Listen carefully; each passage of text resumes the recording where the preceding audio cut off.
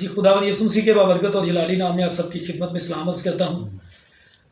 Bible research centre में आज फिर आपको खुशामदीद कहते हैं। और आज एक वो जो सीरीज़ हमने शुरू की है खुदावंद यीशु मसीह के मौजज़ात, उन पे हम बात कर रहे हैं। तो पिछले मौजज़े पर हमने गौर किया था कि जब 12 बरस से खून जारी था एक औरत को, तो उसको खुदावंद यीशु मसीह ने शिफा दी थी।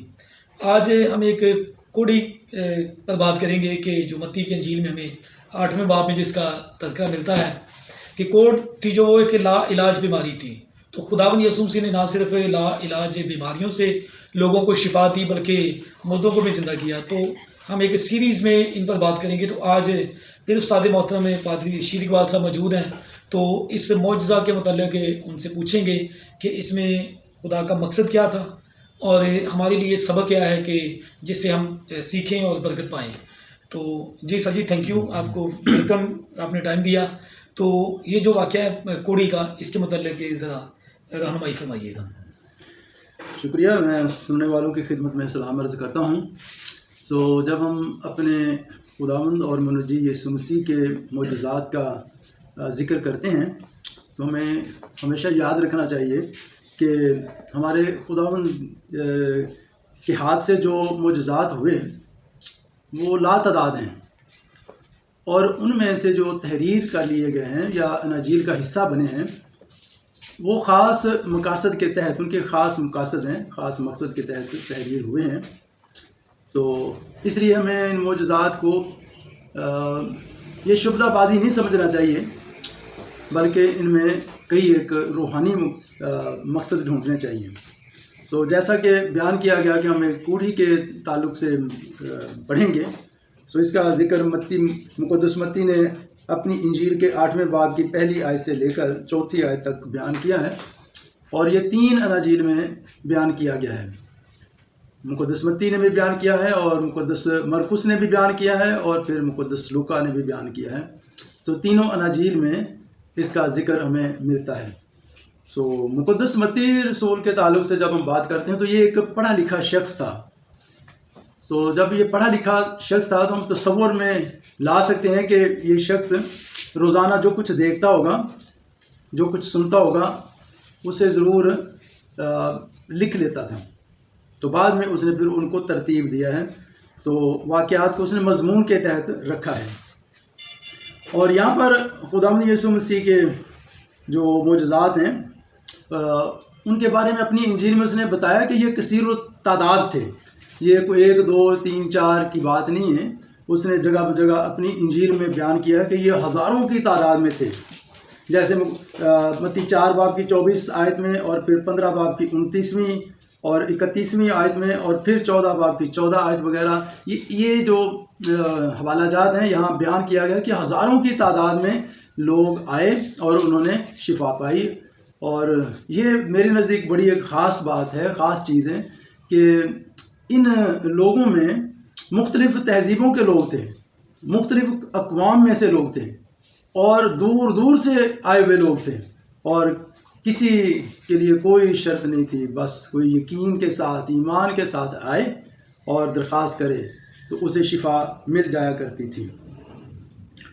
मत्ती ने 8 और 9 2 अबवाब जो हैं ये मौजज़ात के लिए मुख्तस कर दिए हैं, और उन हज़ारों मौजज़ात में से 10 का ज़िक्र किया है।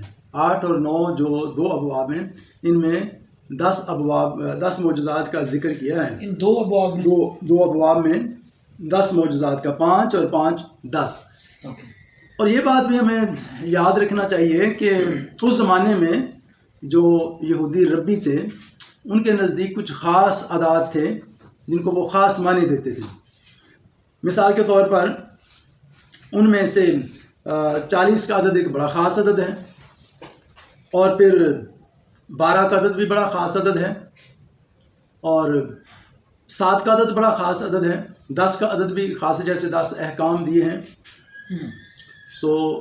3 का अदद ख़ास अदद है। इनमें जब 10 आता है तो इसका मतलब है कि हमारा खुदावंद मुनज्जी जहान यीशु मसीह सब चीज़ों पर, यानी फितरत की तमाम चीज़ों पर इख्तियार कुली रखते थे। इसलिए हम देखते हैं पानियों को डांटा गया, पानी साकन हो गए, हवाओं को डांटा गया, हवाएं रुक गईं, और मुर्दे को कहा गया उठ, तो वो उठ बैठा। मुर्दे से कहा गया उठ यजमान उठ, तो वो उठ बैठा।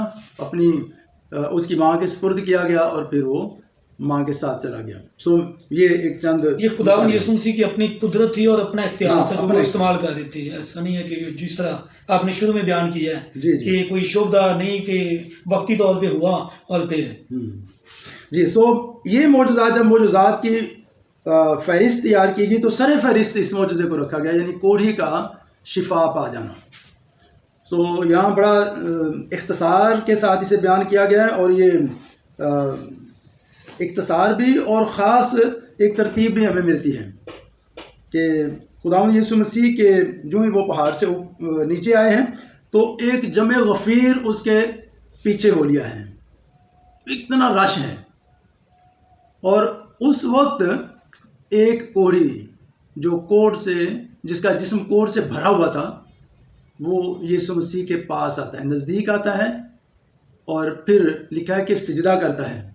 उसके सामने घुटनों के बल होकर ज़मीन तक झुकता है और फिर दरख्वास्त करता है और खुदावंद पर छोड़ता है। ये और अजीब है, वो उसकी दरख्वास्त काबिल गौर है। वो कहता है कि अगर तू चाहे तो मुझे पाक साफ कर सकता है, खुदावंद पर छोड़ देता है। ये बड़ी बात है कि वो दरख्वास्त भी करता है और खुदावंद पर छोड़ भी देता है, ताज़ीम भी करता है, इसका भी ख्याल रखता है, अपनी हैसियत को भी समझता है और फिर खुदावंद की हैसियत को भी समझता है। तो मैं चाहता हूं कि हम इस बात पर भी गौर करें। कल भी हमने बात की थी कि किस तरह से शरीयत जो है उसने पाबंदियां आयद कर दी। तो ये शख्स भी पाबंदियों का शिकार था। पाबंदी 5 किस्म की पाबंदियां थी। ये अखबार की किताब के 13वें बाब की 45वीं आयत में 45 और 46वीं आयत में दर्ज है पूरी के लिए जो शरीयत थी। और शरीयत में भी, अखबार की किताब में भी 2 अबवाब हैं, 13 और 14, ये दोनों अबवाब में तफसीर पाई जाती। इतना ये ख़तरनाक मर्ज़ था, सो इसके बारे में यहाँ तफसील पाई जाती है। यहाँ उसके लिए लाजिम था कि वो फटे पुराने कपड़े पहने, उसके सर के बाल जो है ये बिखरे रहें, और फिर वो अपने होंठ, जैसे हम मास्क पहनते हैं, अपने होंठ जो है ये ढाँप कर रखें, और जब कोई नज़दीक आए तो फिर चिल्ला चिल्ला कर बोले कि नापाक नापाक नापाक। तो करीब आने वाला जो है वो समझ जाएगा कि भाई ये कोढ़ी है, और फिर वो तन्हा रहा करे किसी वीराने में। घर में, आबादी में, इंसानों के दरमियान वो नहीं रह सकता, अब उसे तन्हा कर दिया गया, किसी वीराने में वो रहे। सो इस तरह से ये बहुत ही काबिल रहम हालत थी। अब इस पर मज़ीद आप सोच सकते हैं कि कितनी ये अजीब थी कि ना वो अपने किसी करीबी दोस्त से मिल सकता है, ना वो अपने किसी रिश्तेदार से मिल सकता है, ना अपने दिल के जो जज्बात होते हैं उनका कुछ इजहार कर सकता है, किसी से इजहार मोहब्बत ना उसे मिलता है और ना वो कर सकता है।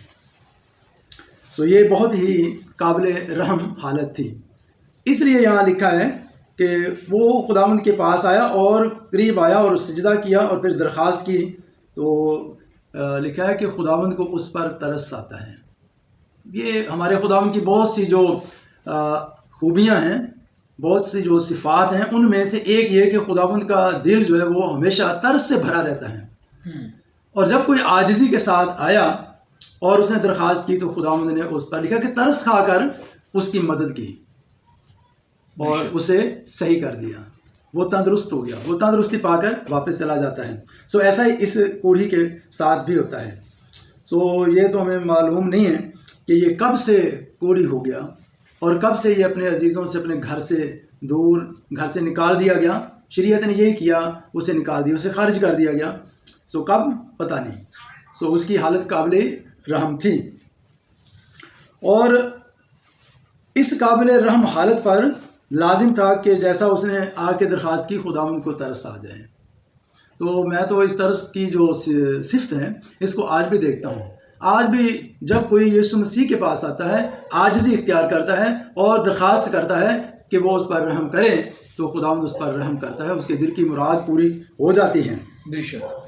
सो आइए ज़रा आगे बढ़ें। सो मरकुस ने ये ख़ास चीज़ लिखी कि उसे तरस आया। सो तरस के बाइस ही मौजज़ा ज़हूर में आ गया और खुदावंद ने कैसे शिफा दी है। तरस आ गया और वो आगे बढ़े और कोढ़ी के सर को छू दिया, उसके बदन को छू दिया और फरमाया, अब गौर फरमाया कि मैं चाहता हूँ, अब यही यहाँ लिखा है, मैं चाहता हूँ, लिखा है कि उसने हाथ बढ़ाकर उसे छुआ और कहा मैं चाहता हूँ तो पाक साफ हो जा। तो मुझे इसको कहते हैं कि वो फौरन उसी वक्त जब खुदावंद के ज़ुबान मुबारक से ये कलमा खारिज होता है तो फिर फौरन उसी वक्त उसे कामिल शिफा मिल जाती है। ये मोजज़ा है, क्योंकि खुदावंद यीशु मसीह के अल्फाज में कुदरत है। हमारे खुदावंद के जो कलमात हैं उनमें कुदरत है। सो उसी वक्त पाक साफ हो गया, और उसी, ये 5-10 मिनट की बात नहीं है, लिखा है कि उसी वक्त वो पाक साफ हो गया। क्या खूबसूरत ये बात है। वो आया किस तरह से है, ऐसी हालत जिस पर तरस आता है। अब वो उसी वक्त पाक साफ हो जाता है। कैसे? उसे छुआ भी गया और खुदावंद के मुंह से कलमा भी खारिज हुआ है, मैं चाहता हूँ तो पाक साफ हो जा। ये कैसा इख्तियार है। तो हम देखते हैं कि यीशु मसीह का इख्तियार पानियों पर है, यीशु मसीह का इख्तियार हवाओं पर है, यीशु मसीह का इख्तियार बदरूहों पर है, यीशु मसीह का इख्तियार मुर्दे को ज़िंदगी देने पर भी है। उसने फरमाया कि मैं इसलिए आया कि वो ज़िंदगी पाएँ और कसरत से पाएँ, गुनाहों को माफ़। गुनाहों की माफ़ी, हाँ, गुनाहों की माफ़ी, तेरे गुनाह माफ़ हुए। ये फरमाया कि तेरे गुनाह माफ़ हुए। तो ये इंसान की समझ में आने वाली बात नहीं है। तो इस तरह से जब वो शख्स पाक साफ हो गया और वो हाथ जोड़कर खड़ा होगा तो खुदावंद ने फरमाया, जा अपने ताई काहिनों को दिखा। इसका मतलब ये था कि उसे काहिन ही, हैकल में काहिन ही मुआयना करता है, देखता है और उसे नापाक करार देता है। उधर से वो घर नहीं जाएगा, बियाबान में चला जाएगा, बाहर चला जाएगा। अब चेक करे, कौन चेक करे? काहिन चेक करे और उसे सर्टिफिकेट दे, भाई ये पाक साफ हो गया है। और जो नज़रें तौरात में दर्ज की गई हैं कि अगर कोढ़ी को खुदा शिफा दे देता है तो खुदा के लिए फिर वो ये नज़रें जो हैं वो अदा करें, ये कुर्बानियाँ चढ़ाए। उधर लिखा हुआ है जानवर कुर्बान किए जाए तो शुक्रगुजारी के तौर पर। तो इस तरह से फरमाया कि जाओ। तो इस तरह उस शख्स को फिर वापस रिफाकत में भेज दिया। ये नहीं कि वो शिफा पाए और अपने घर चला जाए, रूहानी जो रिफाकत है उसमें भेजा है कि वो रिफाकत में रहे। आज इसका क्या मतलब है? आज के दौर में इसका मतलब है कोढ़ जो है ये गुनाह को पेश करता है।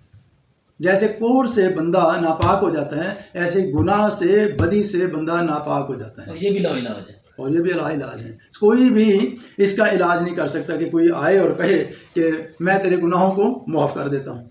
कोई ऐसा है नहीं जो ये कहे कि मैं तेरे गुनाहों को माफ़ कर दूँ, जा तेरे गुनाह माफ़ हुए। एक हस्ती है और वो कौन है? वो, उसका नाम है यीशु मसीह। सो वो गुनाहों को माफ़ करता है। सो गुनाहों की माफ़ी पाकर बंदा पाक साफ होकर खुदा बाप के हुजूर जा सकता है ताकि उसकी बंदगी करें, उसकी इबादत करें। सो इसलिए अजीज़ों, ना हमें सिर्फ इन बीमारियों को देखना चाहिए कि यीशु मसीह ने शुबदाबाजी की, बल्कि ये कि शरीयत जो कानून आया है, तौरात आई है, कानून आया है, सो उस कानून ने किस तरह से इंसान को, गुनाहगार को खारिज कर दिया है और खुदावंद यीशु मसीह के ज़रिए से फ़ज़ल आ गया और फ़ज़ल किस तरह से कबूल कर लेता है। यीशु मसीह का तरस ज़ाहिर हो जाता है और वो कबूल करता है और उसी वक्त उसके दिल की मुराद पूरी हो जाती है। सो मेरी गुजारिश यही है कि अगर आप किसी मसले में भी फंसे हैं, सो एक मसला तो सब फंसे हुए हैं उसमें, और वो है गुनाह, नापाकी।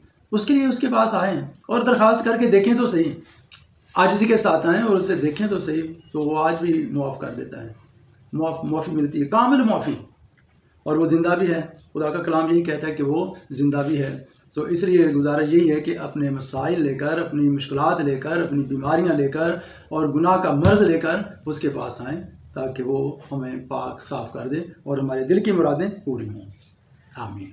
जी, थैंक यू सो मच जी, बहुत अच्छे तरीके से आपने वजाहत की। अभी मज़ीद तो ज़रूरत नहीं कि मैं इन बातों को दोबारा रिपीट करूँ, लेकिन मुख्तसरन मैं ये अर्ज़ करना चाहता हूँ कि जिस तरह पादरी साहब ने बड़े वजाहत के साथ अच्छे तरीके से रेफरेंस देकर, दलाइल देकर अपनी बात को साबित किया कि खुदावंद यीशु मसीह वाहिद हस्ती है कि जब वो कोढ़ी आता है तो 5 चीज़ें जो बयान की गई हैं कि वो घर वालों से भी खाली था, माशरे से, और उसके बाल थे जो भी वो भी बिखरे होने चाहिए, और फिर वो अपने आप को खुद ही वो डिक्लेयर करता है कि मैं नापाक हूँ, ताकि कोई उससे रफाकत न रखे।